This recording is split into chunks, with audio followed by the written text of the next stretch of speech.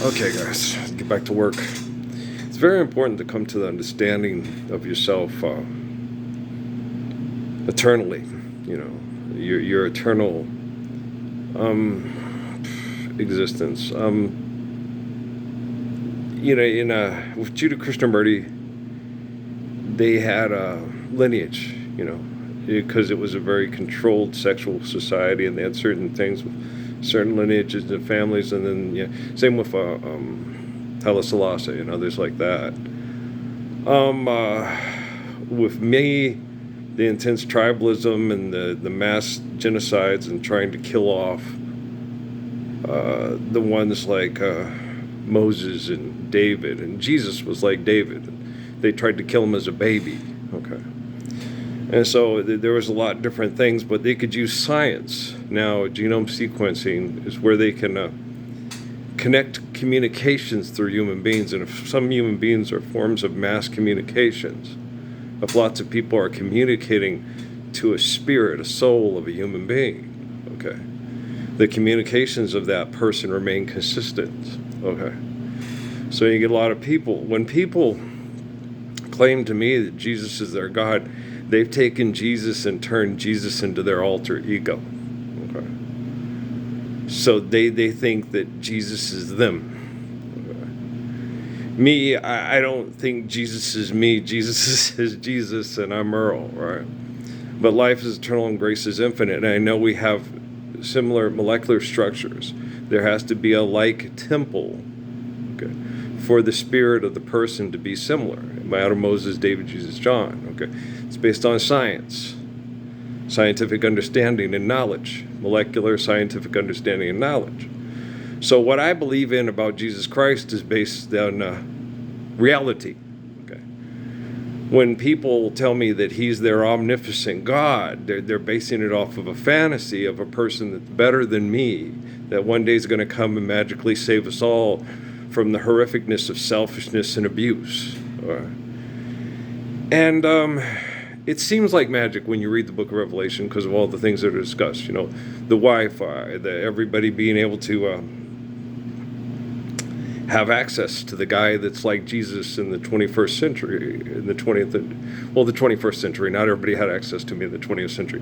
In the 20th century, it was the worst of the worst. Corporations, the Vatican, the Quorum of the 12, the Pentagon, that's all who had access to me in the 20th century. Okay, only dirty, low-down people up to no good had access to me. Okay, with the advent of social media and Rockefeller setting up this genocidal operation, gladly kill each other over me, and all that crap. He had he's not a good man. And he had bad brain activity, and he could not fix himself. And if he could have fixed himself, by 2017, we'd be living the Lord's Prayer, and I'd be in the Gila going, get up, let's make love tonight, baby. I'm just getting my sexual healing and just feeling good, feeling good, Ralph, looking good, looking good, or Ralph, the feeling good, Lewis, right? So, whew. It's weird because you watch these commercials of these Geico commercials and stuff, and you watch the people on the commercials, and you're like, Carrie Underwood, and like they're physically attractive, they really are. But it's like a lot of those cheerleaders in high school that were kind of snotty and only thought about themselves. Now they've learned how to through social conditioning and psychological conditioning. They've learned people tell me that you really know the right things to say, especially when you're trying to get your way. And that's what they're doing. Gonna be careful, gonna be smart, gotta watch out for my heart. I don't want it to be broken right from the start. They don't care to live the Lord's Prayer. They have no desire to live the Lord's Prayer. They're addicted to all the things that are not living the Lord's Prayer. So, and most of you are too. Okay. You like gambling. You like this. Like I've had people that Desiree at fast foods. That sounds boring. Living the Lord's Prayer sounds boring. Okay. The kids get murdered if we don't live the Lord's Prayer. People go to clubs and fight over sexual access to each other, and sometimes people get murdered. Women have to become. Look, trust me. Trust me, I love you. Sex is better when you're in love with a faithful person that doesn't give you a social disease that can kill you. Okay. Because they have sex with everybody, and not everybody has the same immune systems, and this genocidal, disgusting hypocrisy. And it's just sex is better when you're in love. Sex is better when sex is better when it's loving. It's not any good when it's sex, And some people, trust me, the people they connected to me through Temple Set Illuminati, all they care about is their sex life. Okay? They think their sex life is love. That's all they care about.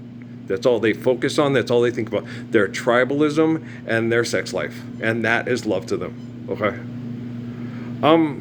My dad has a lot of those traits. He's learned to kind of catch himself with it. And so have the people they've connected me to in the Temple Set Illuminati. Okay? But the thing about it is there has to be a sexual attraction to the Irish kid or the whatever kid who's not a Puerto Rican kid. Do you see what I'm saying? Or the Polish kid or whatever.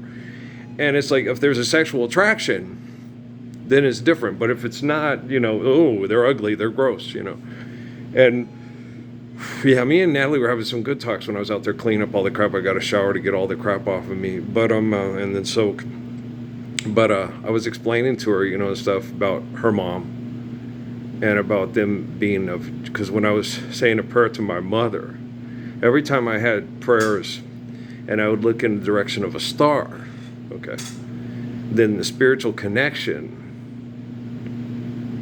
to that person was who I was talking to in spirit. And so in some way, because Janice is a whole, my grandmother's a Kramer and stuff, there's some kind of tribal connection between Amy, okay, and my mother's line, okay, and stuff, which, it'd be, there's a relation there through Germany and stuff. And Natalie, in a lot of ways, reminds me a lot of, in spirit, of things with my mother. Which, and that happens a lot with people with tribalism and killing people's mothers and killing off spouses and killing off this and killing off people that have good relationships in close-knit quarters to make them miserable, to torture them, to Sun Yat-sen. I mean, sorry, keep doing that. Sun Tzu them. Sorry, Sun Yat-sen. It's all in the family. Okay. Like Herod and Jesus. Okay. Just because there's the same name doesn't mean they're alike. Sun Tzu and Sun Yat-sen. Yat-sen is a good man. Tzu is a bitch. You've read Sun Tzu in The Art of War? Bitchy. Oh my gosh, it's like, I got no use for this guy. I got no more use for this guy. My cousin Vinny. So yeah, it's pretty bad. But I was just explaining to her. Another thing too, like with me, with my tribalism and the British and stuff like that, I look very Spanish. And Spanish are traditional enemies and occupiers and married to the Spanish women for the queens. And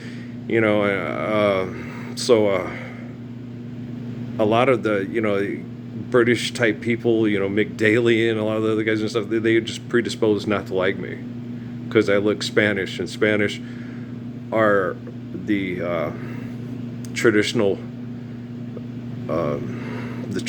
enemies of Northern Europeans. So it makes sense. Just Jeff Zygmunt and McDaly. I didn't understand it. I did not understand it at all. Well, I knew because I hung out. I was into Marvin Gaye and I had that walk and everything. And Bill Pennington, you got a cack worse than John Shaft. It's like, you got to let everybody know you don't take no shit, man. I hate about getting pushed around and shit and stuff. But so I had a lot of things going for me with other European types that they didn't like me. It was fucked everywhere I went because down here I was güero. And my mom was white, and I looked whiter and stuff, so all the Mexicans didn't like you, and then and then everybody thinks your dad's Mexican, and so you're fucked. All the bigots are stupid. They'll find a reason to be jealous of you or not like you. And we go to Washington, and I'm a Mexican. And then we go to wherever, and I'm at Sierra Vista, and I'm walking, and they think I'm a illegal immigrant, but I'm Arabic, and, I got accused. I didn't mind being accused of being Fadi and Lebanese, and Arabic. I thought that was very flattering because I've always thought that Lebanese, a lot of Lebanese and Arabic men were very, very physically attractive. So when people thought I was Arabic or Middle Eastern, I was like, whoa, they're usually good-looking guys, man. And the same with being Hispanic. When they called me Cruz and all that stuff, and Mom would always sit there and tell me, your dad's Mexican, you're a liar, you just do that to avoid La Negra and stuff. So I always took it as a compliment. I didn't think, oh wow, cool, I look Mexican, I look Arabic, wow, so I must be pretty handsome. That's the way I saw it. And as a European, but look at all the European men that are physically desirable and attractive. But like my mom said, don't worry about being a good-looking person. Worry about being a good person, a nice person, a kind person, a protecting person, a caring person. She didn't want me to be brave. She didn't want me to get killed. just try to, early. Don't be a hero. That's the way your moms are. Be a good person. Help people. Go hide them in the cellar and then hide and get your gun and take cover. And you can't do that every time. You have to stand up and say and do what's right and try to squash the fight by being right and being courageous and kind and brave and other people following suit. That's the way of the gracious Good Shepherd. That's why I'm the one who has the most communications to and fro Jesus of Nazareth and am the temple for the spirit of King David. Okay, guys? I'm going to go. Let's load this up. Hope it doesn't take too long, but it's hard to get scientists to be humble. And, that'd be nice if they could. But there's so much conflict and so much competition and so much clusterfuck in the upper echelon. It's like watching football coaches in professional leagues. It's like, you all know money ain't real. And you signed a contract for more fuck money. Okay. They're very successful. Okay. I love you. All right. Peace.